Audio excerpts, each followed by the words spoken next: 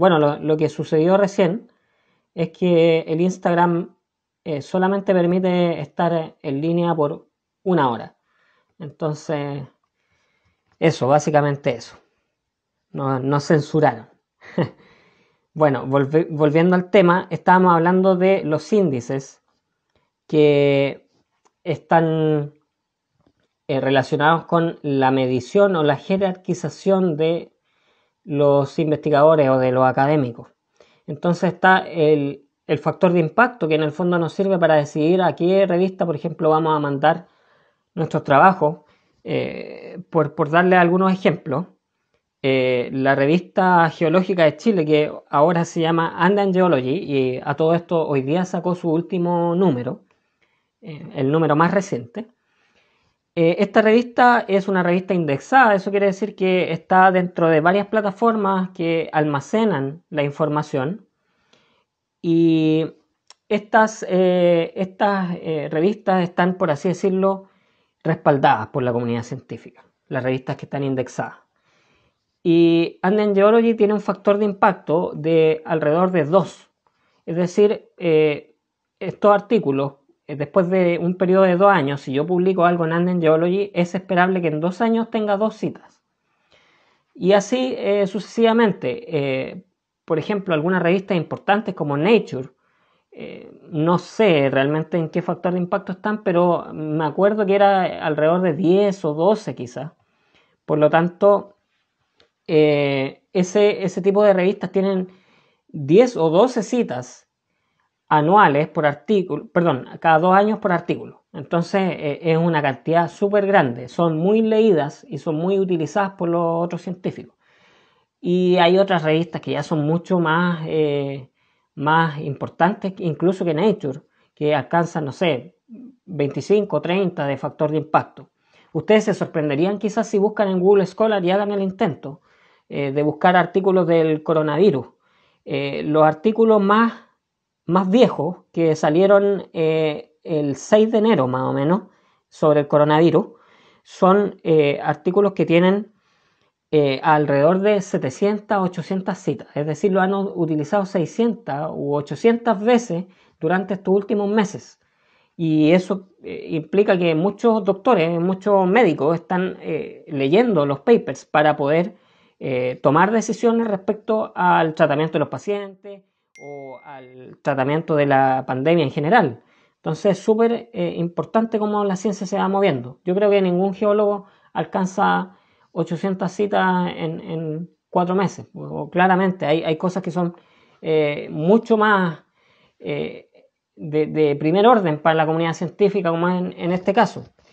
Pero bueno, el índice H nos indica la cantidad de citas versus la cantidad de artículos. Es decir, tengo 6 artículos, por ejemplo, que han sido citados 6 veces. Después de eso ya no se cuentan, solo cuenta ese número nada más, porque busca la igualdad entre cantidad de artículos versus cantidad de citas. Ese es el indicador del índice H. Un índice H importante o prolífico quizás debe estar en torno a 40 para un buen científico así de una universidad importante. 40 más o menos, un buen índice H. Luego de eso ya vienen índices H que son difíciles de alcanzar por cualquier científico. Bueno, acá está por ejemplo el índice H de Charles Darwin. Él tiene 80 de índice H actualmente. Sigue siendo citado naturalmente todos los años por... a ver, estoy leyendo una consulta que ahí salió para tenerla en la mente después. Ya, perfecto. Luego voy a responder las preguntas que están apareciendo. Entonces Charles Darwin tiene un índice H de 80, es decir, tiene 80 artículos que han sido citados cada uno 80 veces, imagínense. El número de citas totales que tiene Charles Darwin son 77.539 y tiene un índice I10 de 331. Eso quiere decir que tiene 331 papers que han sido citados más de 10 veces cada uno. Estos son la forma de medir estas cosas. Ahora, alguien me había preguntado por ahí dar mi experiencia personal, es lo que iba a hacer justo acá al final de la charla para mostrarles que sí se puede, porque en el fondo todo suena muy bien de la parte teórica, pero tiene que tener un respaldo físico, práctico también. Entonces este es mi perfil de ResearchGate, perdón, de Google Scholar. Y acá se pueden ver varios parámetros. Yo tengo los trabajos cargados acá, están ordenados por cantidad de citas. Entonces, por ejemplo, el paper que tengo con más citas es de 57.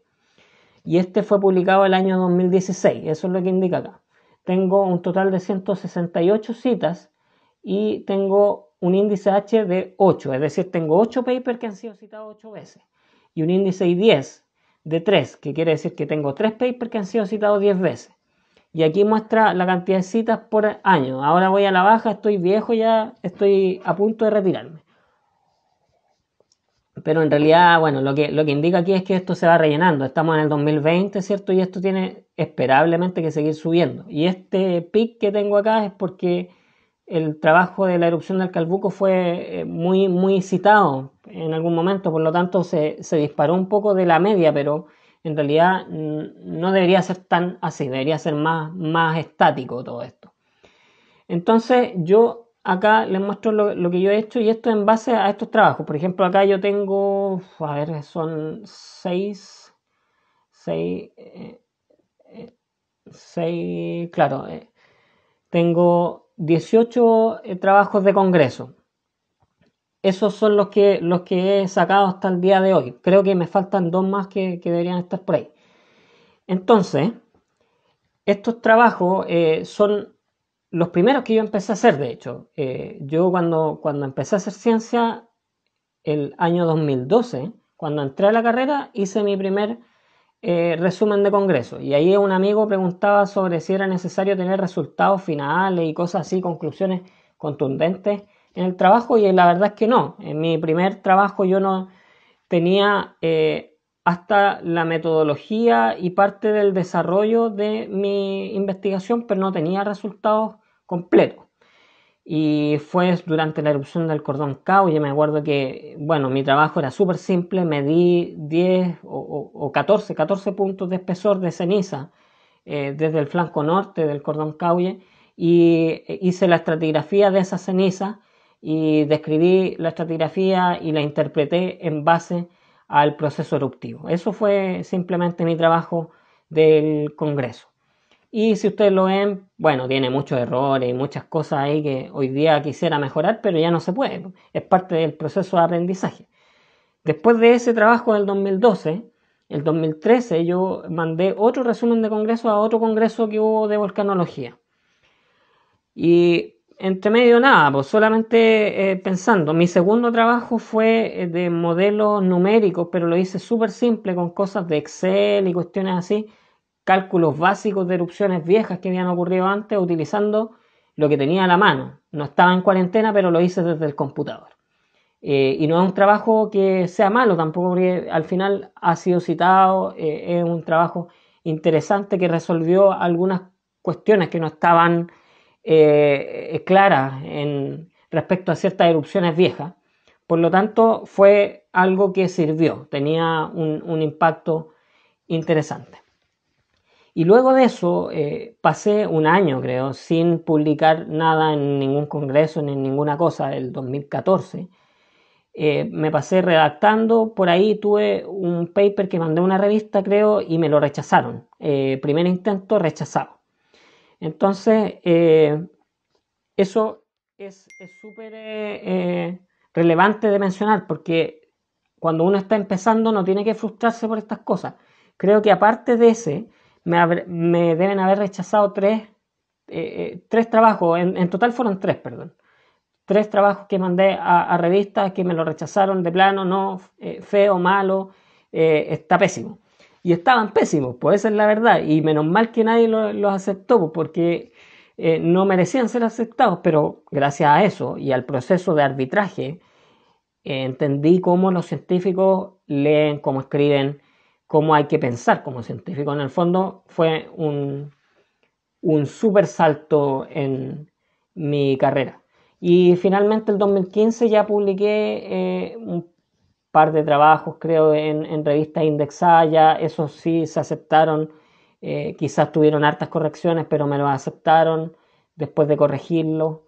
Y creo que mi año más prolífico fue el 2016, en donde publiqué 4 papers, pero creo que en uno fui principal, en los otros fui coautor, pero ayudé bastante a construirlo.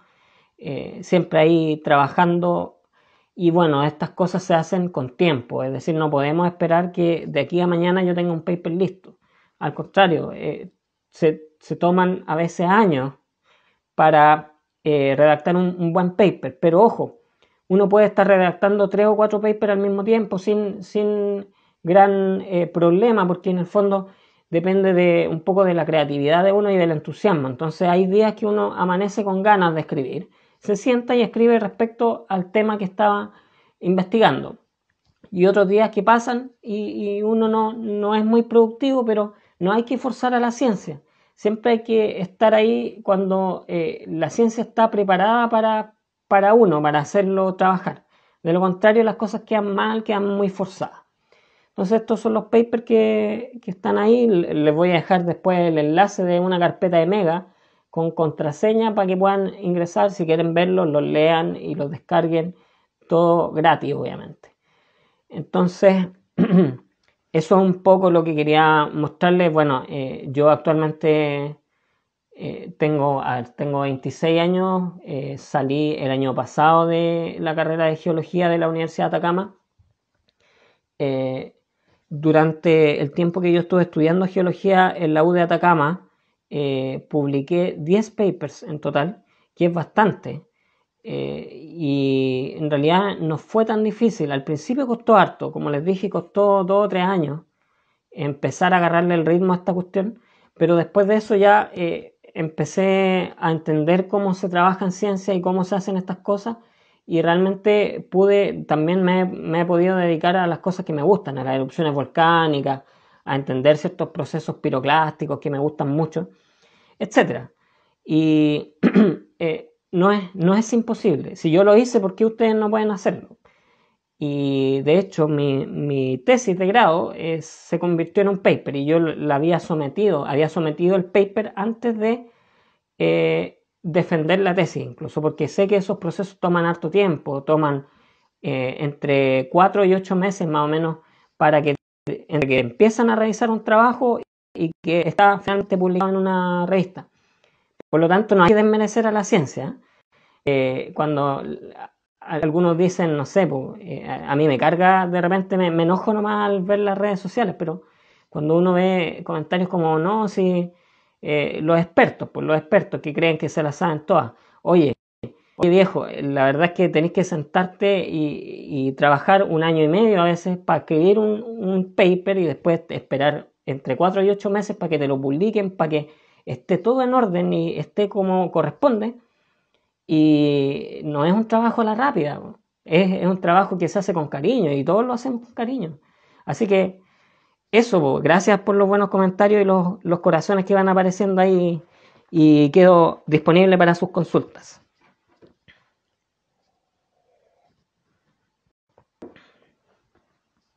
Según mi experiencia, ¿cuál es el mejor formato de resumen? Hay unos resúmenes muy cortos que son de 300 palabras y esos son los que se utilizan usualmente en los congresos internacionales.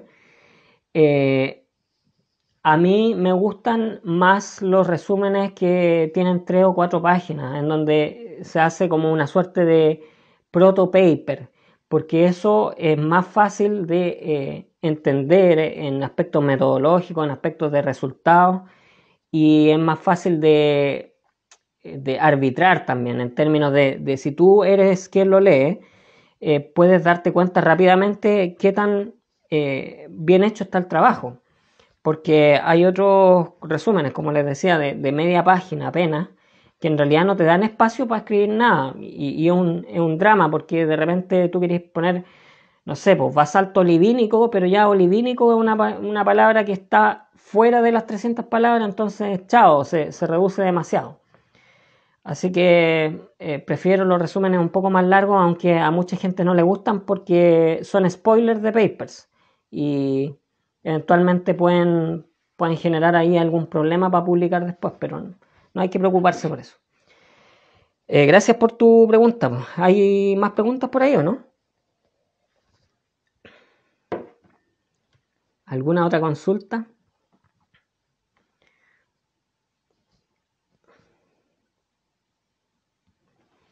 Sí, sí, hay muchos congresos que piden eh, una extensión súper, súper corta de resúmenes. Eh, algo más me habían preguntado por ahí sobre los congresos. Bueno, sí, la Vale pregunta, ¿es elemental el idioma inglés para comenzar a publicar o se puede contar con un traductor para efecto de la publicación? A ver, es elemental saber al menos inglés básico tirado para medio, para un nivel medio de inglés, porque los revisores siempre revisan también el idioma y si ustedes escriben en inglés, los va a revisar al menos uno de los dos o tres árbitros que les toque, va a ser eh, un angloparlante, entonces también va a revisar el idioma. El problema es que si el idioma está muy malo, se puede molestar el revisor y eso suele pasar, que se molestan porque son trabajos ilegibles, entonces finalmente te ponen un comentario rechazar por favor porque no se entiende. Y hoy día está pasando que hay mucho investigador que está publicando en inglés sin ayuda de angloparlantes e incluso colegas que son angloparlantes me han dicho, oye, sabes que este paper que pillamos no se entiende para nada, ni siquiera para un hablante de lengua inglesa. Entonces, hay revistas que sí te pueden aceptar esas cosas, pero lo ideal es que si tú quieres claridad y quieres entregar una buena idea, manejes al menos inglés entre básico y medio.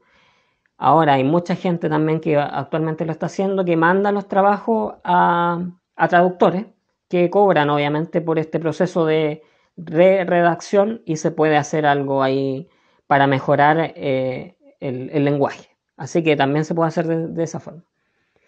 Me preguntaron libro para iniciar en geología. Ahí alguien también había dicho el Tarbuk. Me parece ideal. El Tarbuk es una de las mejores ideas. Porque es muy gráfico, es muy ilustrativo, es muy completo también. Así que empezar en eso. La fecha de los congresos, bueno, la verdad es que las sociedades geológicas, usualmente en las páginas de las sociedades geológicas aparecen fechas de congreso. También hay algunas páginas que en este momento no me acuerdo, pero en donde se condensa toda la información de todos los congresos de geociencias del mundo para un año determinado, por ejemplo.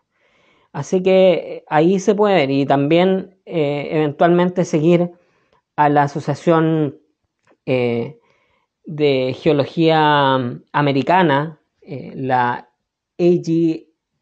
no, a ver, está la AGU, que es la europea, y está la americana, que es la AGU. Ahí pueden ingresar también y tratar de buscar en las redes sociales de ellos. ¿Qué más me preguntan? A ver. El momento de presentar en un congreso el formato oral o póster. ¿Cómo influye el formato de la presentación en el proceso de postulación para una beca? La verdad es que yo no tengo conocimiento de que influya si es oral o póster. Ya con el hecho de presentarse en un congreso se toma como acta de congreso y es bastante bueno. El asunto es que yo los invito a presentar de forma oral en los congresos porque hay preguntas, hay rondas de preguntas y muchas veces van a venir preguntas quizás muy eh, fuertes que a lo mejor les pueden choquear un poco al principio, pero son preguntas necesarias para irse formando como científico. Así que idealmente presentar de forma oral, aparte que eso les permite incentivar algunas otras características, ¿cierto? Más habilidades blandas. Así que yo prefiero eso. El póster también es una buena idea porque marca el poder de síntesis. Hay que pensar que en un metro más o menos por 80 centímetros hay que exponer toda una investigación. Entonces, ahí influyen otras cosas que no siempre los científicos manejan, como las paletas de colores, que tienen interpretaciones psicológicas a veces y captan la atención, ¿cierto? Hay un poco de marketing o de diseño gráfico respecto a nuestro póster y el poder de síntesis, claramente, cómo mostramos los gráficos, cuánto texto ponemos, qué tamaño de letra utilizamos, todo eso influye muchísimo. Eso creo que esas son las preguntas que habían. No sé si hay alguna otra pregunta extra.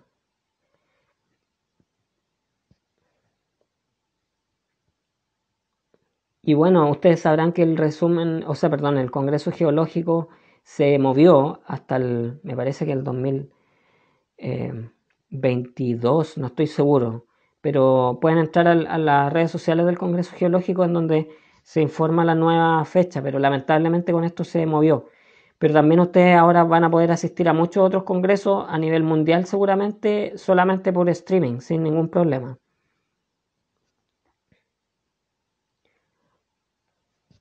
Y bueno, creo que no hay más preguntas.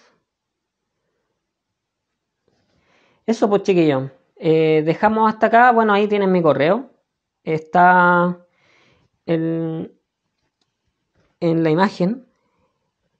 Muchas gracias también por los buenos mensajes y por la invitación. Gracias al equipo de la Universidad Mayor por haberme invitado. Estoy muy contento. Eh, Lamentablemente, no sé si la primera clase, la primera charla se grabó porque hubo un problema ahí de duración. Creo que no permitió grabarla. Pero si necesitan la diapositiva, también me la pueden pedir, no hay problema. Déjenlo en los comentarios y yo les mando la, la presentación, no hay ningún problema. Y eso, cualquier duda, consulta, me la pueden hacer y muchas gracias a todos por la gran afluencia de público. Eso, hasta luego.